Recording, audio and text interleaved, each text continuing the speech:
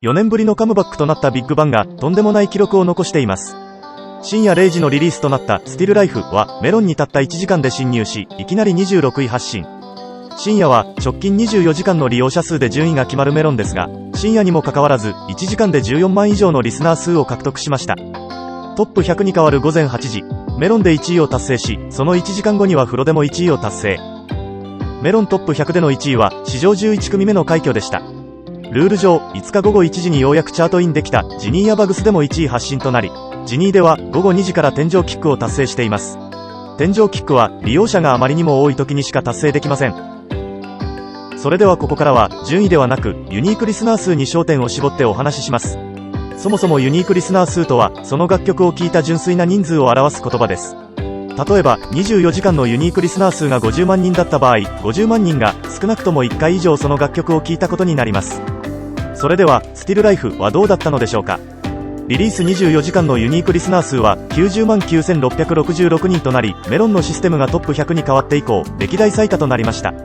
さらに焦点を絞ってみましょう。実はここ数年メロンは大きな改変を2回行っています。現在はトップ100チャート、その前が24ヒットチャート、さらに前はリアルタイムチャートでした。リアルタイムとその後の2つとでは大きな差があり、ユニークリスナー数はその前後で半減したとも言われています。では具体例で見ていきましょう。左が2019年秋、右が2022年春のデータです。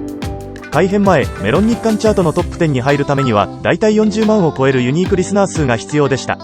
しかし改編後の現在は20万です。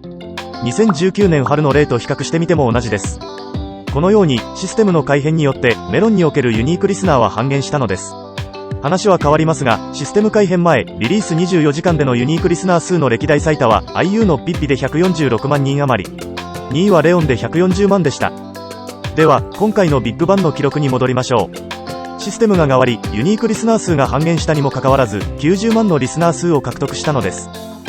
はっきり言って IU が2021年ストロベリームーンで達成した記録も異次元です。